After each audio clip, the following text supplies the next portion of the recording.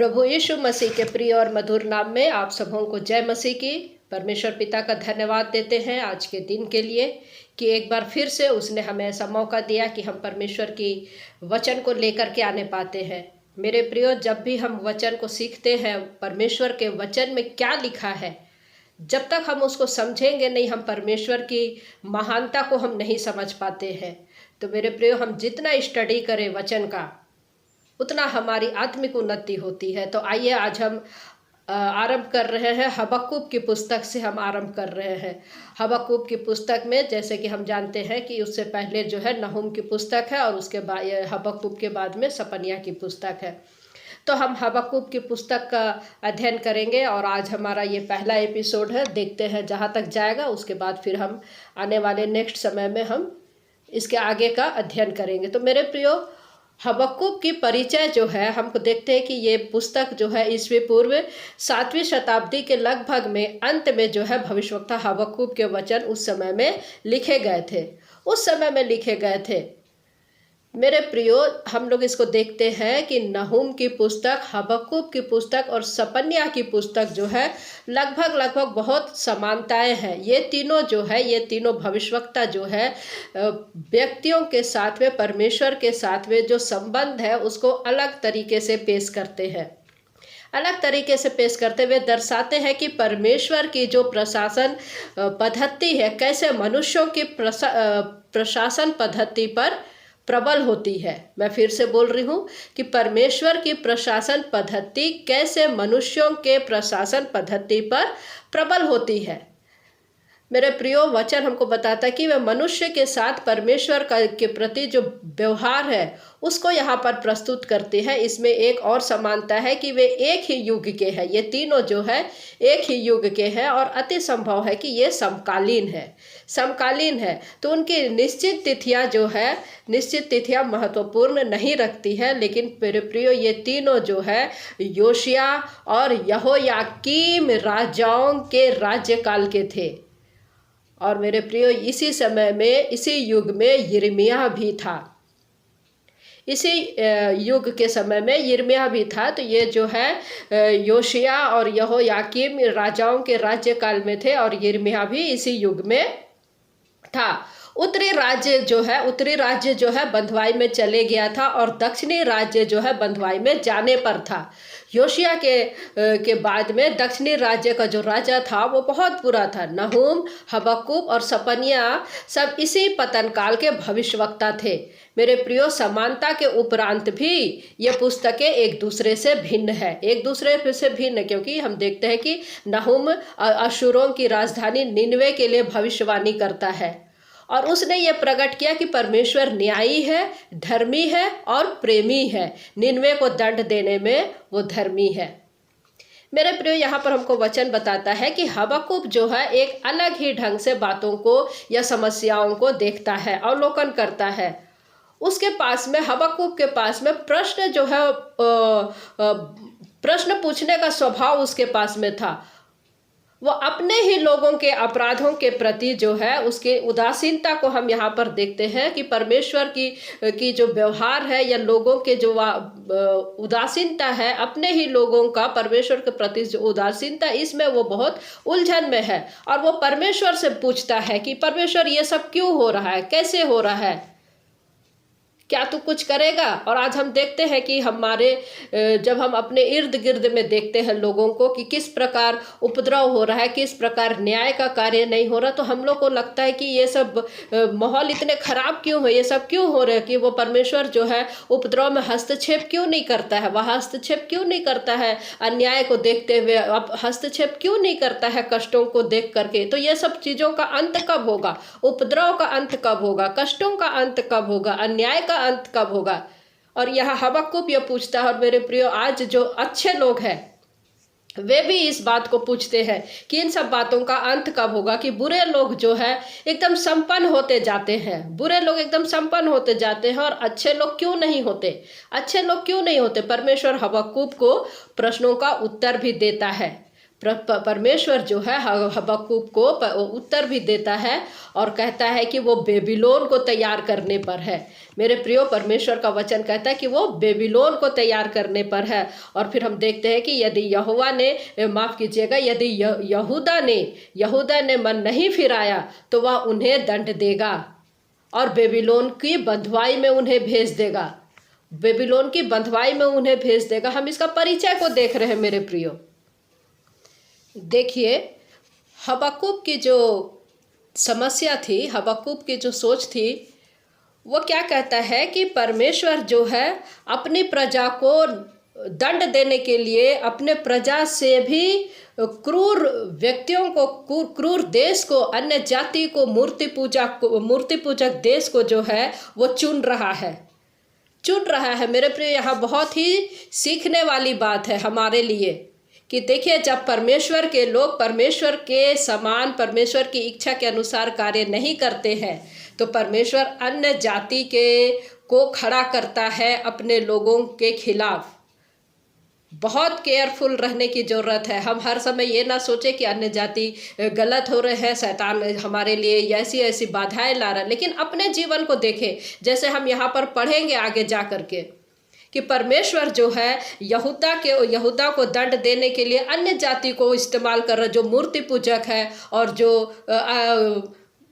अन्य जाति है, उसको वो दुष्ट है, जो क्रूर है, उसको वो चुन रहा है। और उसके बाद में परमेश्वर कहता है कि मैं इनका इस्तेमाल कर रहा हूँ। वचन में हम देखेंगे, यिर्मयाह में कहता है कि तू मेरे लिए मात्र फरसा ठहरा है। और उनको दंड देने के बाद में परमेश्वर का वचन कह रहा है कि परमेश्वर जो है बेबीलोन को भी नहीं छोड़ेगा, अन्य जाति को भी नहीं छोड़ेगा। तो यह परमेश्वर का नियम है। परमेश्वर कैसे अपने लोगों को, दूसरों को उभारता है दंड देने के लिए। क्यों? क्योंकि उसके लोग सुधर जाए। माना जाता है कि नए नियम के जो 3 सैद्धांतिक पुस्तकों में, जो रोमियों की पत्री है, गलतियों की पत्री है, इब्रानियों की पत्री है, ये इसमें सैद्धांतिक बातें जो है ये हमको मिलता है। हबक्कूक 2:4 में जो लिखता है कि धर्मी अपने विश्वास के द्वारा जीवित रहेगा। धर्मी अपने विश्वास के द्वारा जीवित रहेगा। तो हबक्कूक जो है एक अलग ही दृष्टिकोण से समस्याओं का अवलोकन वो कर रहा है। हबक्कूक का अर्थ है आलिंगन करना।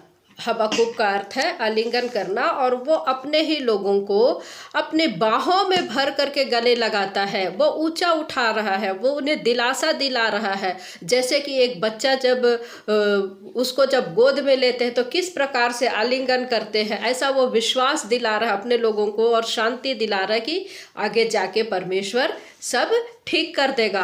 हम देखते हैं यहाँ जब हम हबक्कूक की पुस्तक में पढ़ेंगे, हबक्कूक जो है अपने जीवन और जीवन काल के विषय में यहाँ पर कुछ भी नहीं कहता है। मैं उसे जब हम वचन को हम लोग पढ़ेंगे तो हम लोग देखते हैं कि ये पुराने नियम के थोमा की तरह है, हम इसको देख सकते। इसके मन मस्तिष्क में हमेशा प्रश्न सदैव रहता था।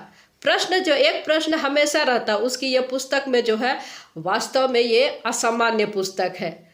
असामान्य पुस्तक हम देखते हैं वास्तव में जो है भविष्यवक्ता के मापदंड में हम इसको देखते हैं कि किस प्रकार से जो है ये पुस्तक योना के पुस्तक के सदृश है, क्योंकि हबक्कूक भी जो है अपना जीवन अनुभव यहाँ पर व्यक्त कर रहा है। अब अपना जीवन अनुभव को व्यक्त कर रहा है, परंतु हम देखते हैं कि योना की पुस्तक गद्य रूप है तो हबक्कूक की पुस्तक जो है पद रूप है। और अंतिम 3 पद में हम लोग देखेंगे हबक्कूक के विषय में जो 3 बातें हैं, 3 प्रश्न रखता है। और अंतिम 2 से 4, 2 से दूसरा अध्याय पहला पद जो है संबंध जो है चिन्ह है। हबक्कूक एक जो है रोचक व्यक्तित्व है और उसकी पुस्तक वास्तव में साहित्यिक उत्कृष्ट है। इसका अंतिम अध्याय जो है, तीसरा अध्याय जो है, एक भजन है, परमेश्वर की स्तुति का भजन, जो साहित्यिक रूप का उत्तम कृति है। तो मेरे प्रियो पुस्तक के जो लास्ट में हम लोग यहाँ पर देखते हैं, यहाँ पर क्या लिखता है, प्रधान बजाने वाले के लिए मेरे तार वाले बाजों के साथ। तो हो सकता है कि हबक्कूक जो है अच्छा बजाता भी रहा हो, क्योंकि उसका तार वाला बाजा उसके साथ में है। तो यह पुस्तक स्पष्ट रूप से बताता है कि ये भजन है। यह अंतिम अध्याय अति सुंदर भजन है। इस सुंदर भजन हम लोग देखते हैं, यह छोटी सी पुस्तक है, हम देखते हैं उसके पास में प्रश्न बहुत है। शुरुआत में हम प्रश्न देखते हैं, लेकिन प्रश्न से आरंभ होकर के वो महिमा में समाप्त होता है, महिमा में समाप्त होता है। तो इस आरंभ का प्रश्न चिन्ह ये होता है, और संबोधन जो है अंत में होता है। आरंभ जो है प्रश्न चिन्ह के साथ में हो रहा है और संबोधन से अंत हो रहा है। और हबक्कूक एक बहुत बड़ा क्वेश्चन करता है कि क्यों बुराई हो रहा है, क्यों बुराई आने देता है, परमेश्वर जो है बुराइयों को क्यों आने देता है, और एक बुद्धिजीवी का ये प्रश्न है। तो मेरे प्रियो, वास्तव में हबक्कूक जो है एक बुद्धिजीवी है, बुद्धिजीवी है। ये कैसे हो गया, ये क्यों हो गया, उसके मन में हमेशा ये प्रश्न उठता है। तो परमेश्वर जो है संसार के अन्याय को सुधारेगा, और इस प्रश्न का उत्तर देता है इसी पुस्तक में हमको मिलता है कि कब परमेश्वर अन्याय को रोकेगा, कब परमेश्वर दुष्टता को रोकेगा, और हम लोग देखेंगे कि कब परमेश्वर जो है कुकर्म करने वालों से बदला लेगा। हम सारी बातों को इस पुस्तक में हम देखेंगे। तो मेरे प्रियो, इस पुस्तक के अनुसार वो कह रहा है कि जी हाँ, जरूर होगा, परमेश्वर अपने नियत समय के अनुसार करेगा।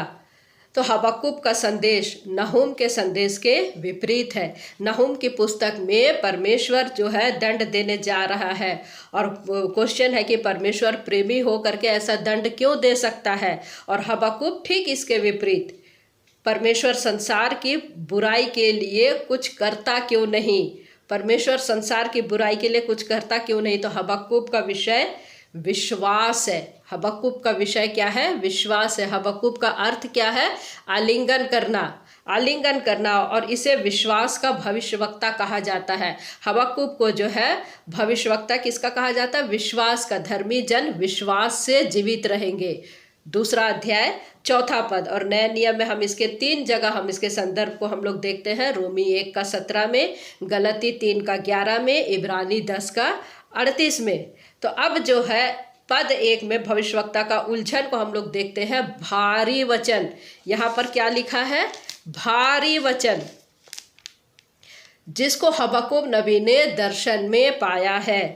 तो भारी वचन जब आता है, भारी वचन अर्थात दंड को दिखाता है। यह परमेश्वर का उत्तर है, हबक्कूक की भविष्यवाणी है। और हबक्कूक की पहली समस्या कि परमेश्वर बुराई को क्यों आने देता है। हबक्कूक की पहली समस्या है कि परमेश्वर बुराई को क्यों आने देता है। तो मेरे प्रियो, आइए अब हम जो है हबक्कूक की पुस्तक का अध्ययन करेंगे आगे।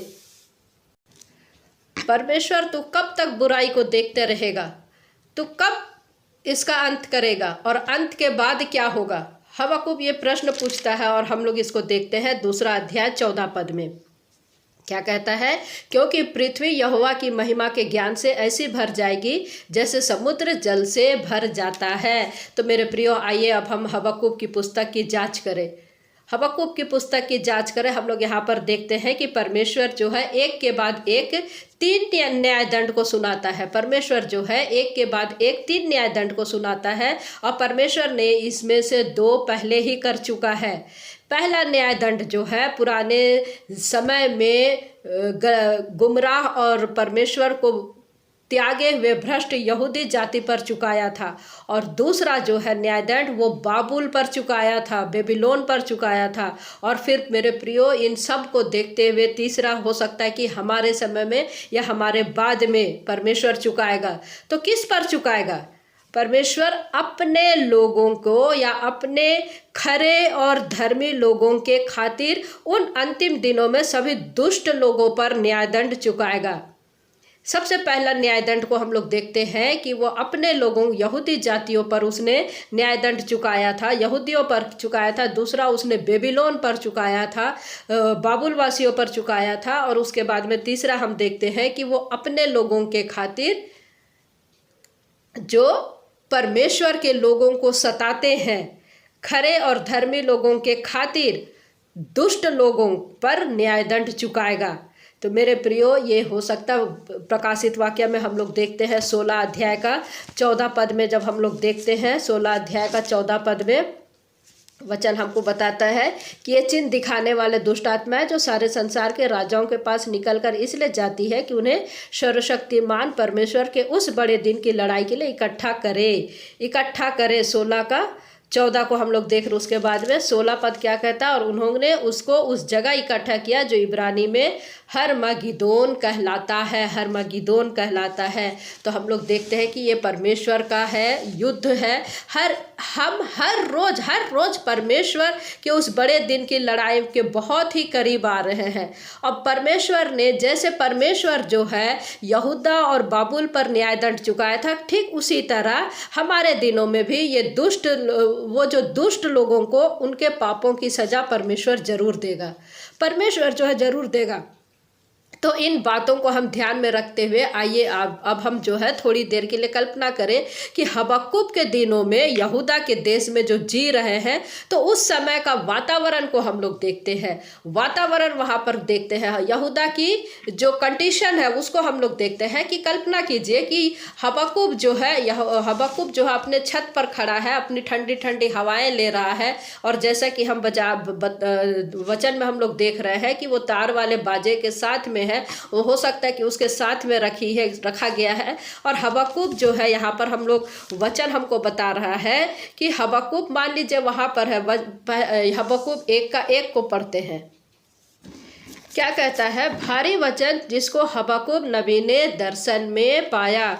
उसके बाद में हम लोग 3 अध्याय का 19 पद में हम लोग देखते हैं, यहाँ पर क्या लिखता है, यहोवा परमेश्वर मेरा बल मूल है, वह मेरे पाँव हरिणों के समान बना देता है, वह मुझको ऊंचे स्थानों पर चलाता है। तो हबक्कुक जो है अपने ठंडे समय में है, लेकिन हबक्कुक को जो है खबर मिलती है जिसे सुनकर उसको बहुत धक्का लगता है। क्या खबर मिलती है? कि उसको पता चलता है कि यहूदा के जो राजा है यहोयाकीम ने भविष्यवक्ता यूरिया को मरवा डाला और उसकी लाश को आम लोगों की कब्र में फेंक दिया। आम लोगों की कब्र में फेंक दिया। ये हमको कहाँ मिलता है? यिर्मयाह की पुस्तक में। आइए, यिर्मयाह की पुस्तक उसका 26 अध्याय, यिर्मयाह 26 उसका 23 पद, यिर्मयाह 26 उसका 23 पद में हम लोग देखते हैं। यहाँ पर हमको वचन बताता है कि वे यूरिया को मिस्र से निकालकर यहोयाकीम राजा के पास ले आए और उसने उसे तलवार से मरवाकर उसके शव को साधारण लोगों की कब्रों में फिकवा दिया। लेकिन राजा यहोयाकीम ने ऐसा क्यों किया मेरे प्रियो? इसलिए नहीं कि उस यहोयाकीम ने ऐसा इसलिए किया कि यूरिया जो है परमेश्वर का दास था। यूरिया जो है परमेश्वर पर भरोसा रखने वाला व्यक्ति था, और हम देखते हैं कि उसने क्या किया? मरवा डाला। तो मेरे प्रियो, यहोयाकीम ने यूरिया को मरवा डाला। हबक्कुक जानता था कि यहोयाकीम उस भविष्यवक्ता को मारकर परमेश्वर का मान नहीं कर रहा था। दरअसल जो है यहोयाकीम को परमेश्वर के लोगों की बिल्कुल भी चिंता नहीं थी। यहोयाकीम इतना दुष्ट राजा था, परमेश्वर के विरुद्ध कार्य करने वाला व्यक्ति था, और यह हमें इस बात से पता चलता है कि उसने परमेश्वर के नियम को बिल्कुल भी तुच्छ जाना था।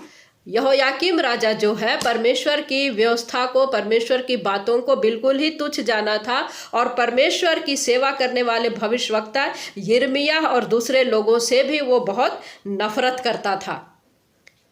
यहोयाकीम जो है परमेश्वर के लोगों से नफरत करता था।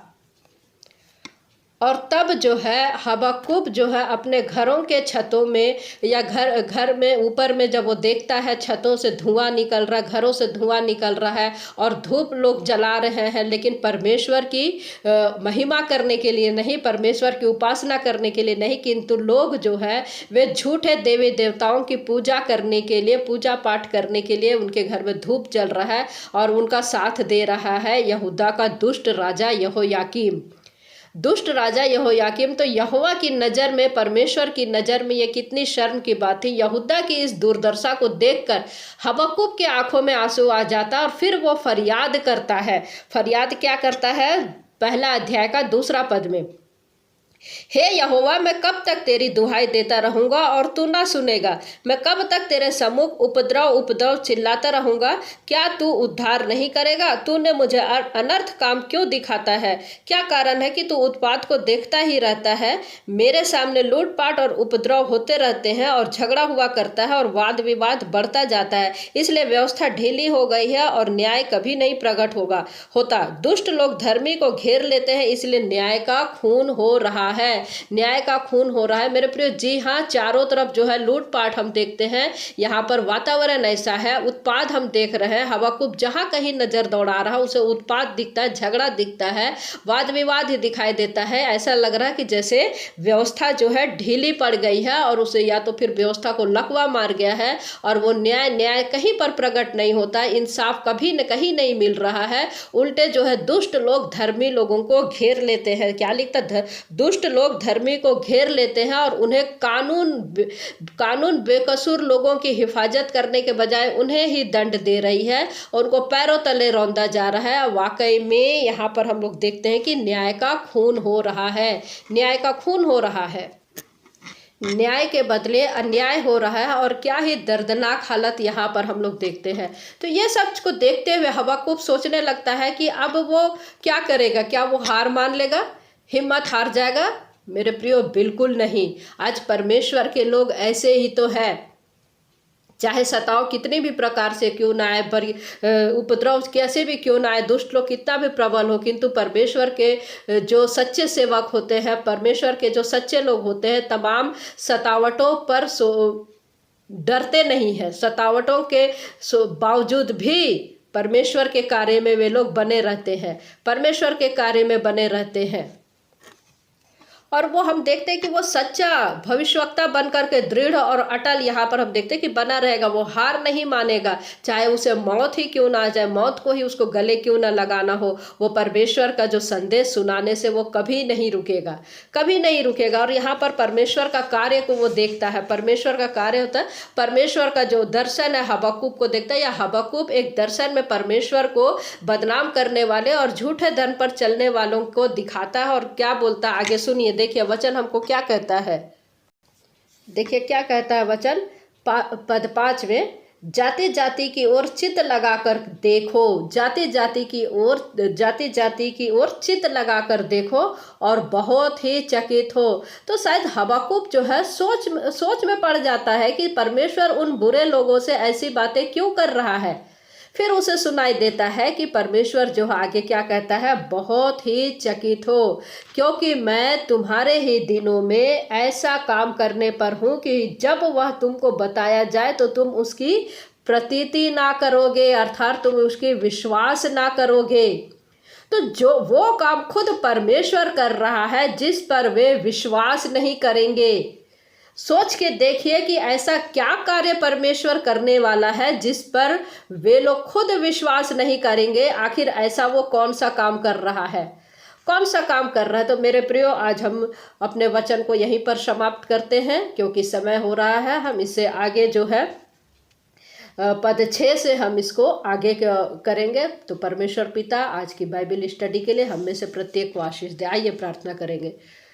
सृष्टिकर्ता परमेश्वर पिता, धन्यवाद देते हैं जबकि आज से हमने हबक्कुक की पुस्तक का अध्ययन शुरू किया। प्रभु जी, विनती करते पिता परमेश्वर, न बल से न शक्ति से, परंतु आपकी अगुवाई में, आपकी सामर्थ्य में होकर के आपके वचन को मैं प्रभु जी ठीक ठीक रीति से अपने लोगों तक पहुंचाने पाऊँ प्रभु, जिससे हम में से हर एक की आत्मिक लाभ होने पाए। धन्यवाद देते प्रभु जी कि आप हमें आत्मिक ज्ञान देते प्रभु, जिसके तहत हम आपके वचन को लोगों तक बांटने सकते हैं। हर एक सुनने वालों पर आपकी दया दृष्टि बने रहने पाए, जितने अभी सुन रहे हैं या बाद में सुनेंगे, हर एक पर प्रभु जी अपनी दया को दिखाएं। पिता परमेश्वर, होने दे कि हम सब आत्मिकता में यूं ही बढ़ते रहने पाए। सारा आदर महिमा आपको देते हैं। प्रार्थना प्रभु यीशु मसीह के नाम से मांगते हैं, आमीन। सभी को प्रेज द लॉर्ड। जय मसीह की। प्रभु आप सबके साथ हो, आमीन।